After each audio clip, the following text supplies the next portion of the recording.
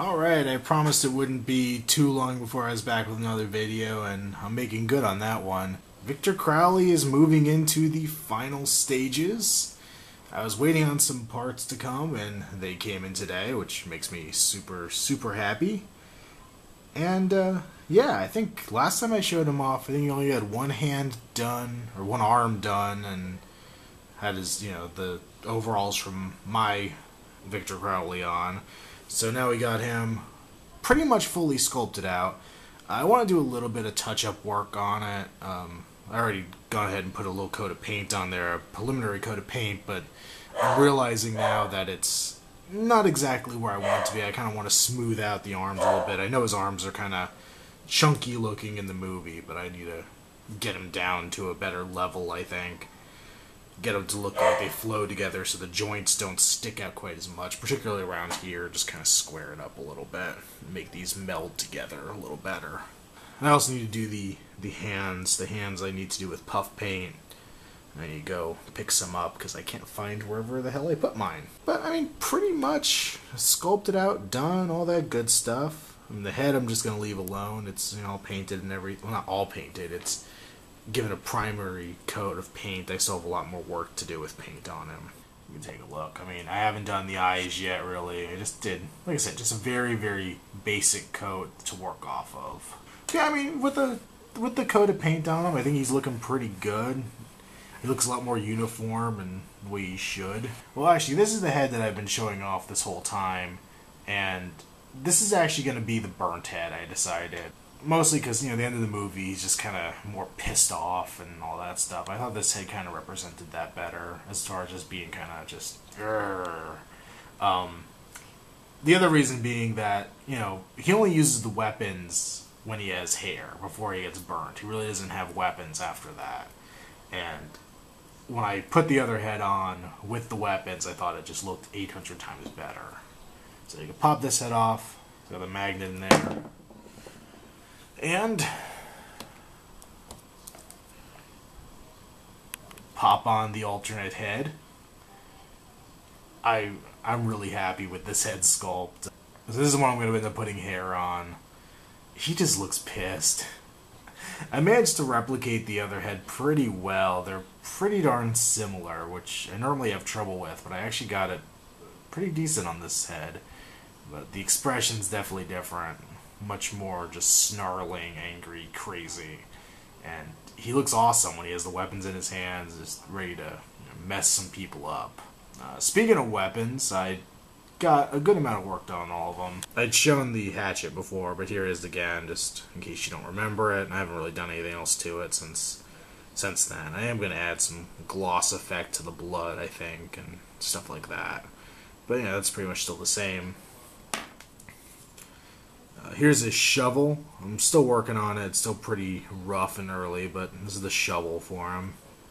He kills 2 people with this one, so kind of an important weapon. Not nearly as cool as his other stuff, though. And the piece that I am most excited about is we have the gas-powered belt sander. This is one I'm really happy with how it came out. It just looks evil. It was kind of hard to get good reference shots of this thing. I think I'm missing some parts on it, because there's stuff back here that you never ever see, both in behind the scenes and in the movie. You don't really see it. And honestly, at this point, it's kind of about the right size, so I kind of fudged it a little bit, just for what you can't see in the movie. I'm pretty happy with it. There's actually a real piece of sandpaper in here. It doesn't turn or anything, but it still has the texture to it. You have the blood and gore on it. You can see actually there's strips. I painted a flesh tone in there, like it just peeled the skin off. Just splattered everywhere on it. Chunks of flesh on it. I don't know. It's kind of fun to do and just be malicious with it. I love how he looks holding this thing. I posted this basic pose to Facebook a while ago.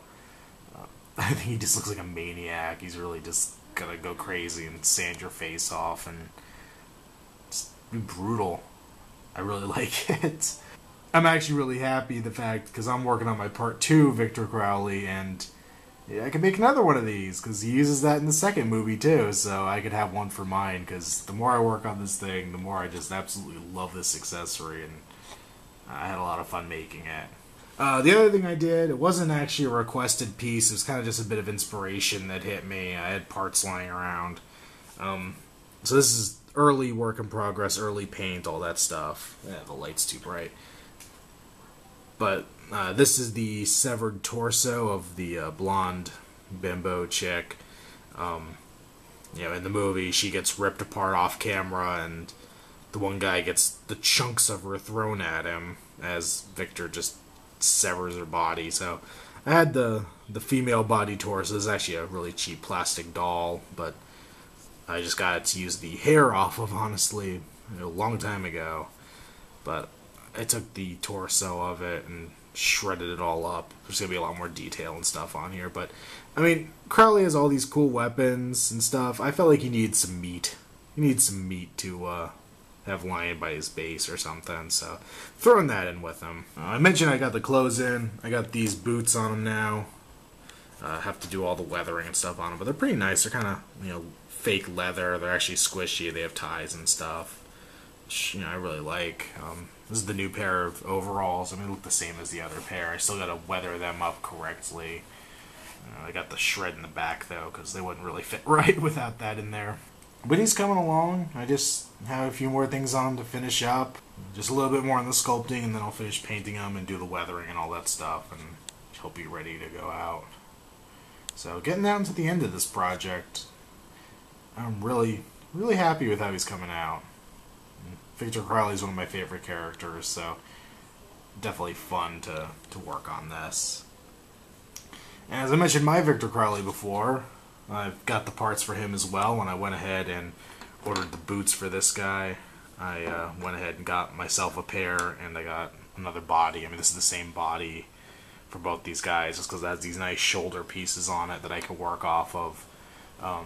It is the head I've had since October. I realized the other day how long I've had it sitting around. I just haven't gotten around to working on it. It's kind of sad, honestly. I've had this head sculpt sitting around since... I know I brought it down to Spooky Empire with me when it was finished, so that's a long time. That is a long time this thing's been sitting around collecting dust. And now that I'm ready to use it, I realize I'm going to mess with it. I'm probably going to sand the lower part of his jaw off and go with kind of a look like that, you know, give him the snarling open mouth.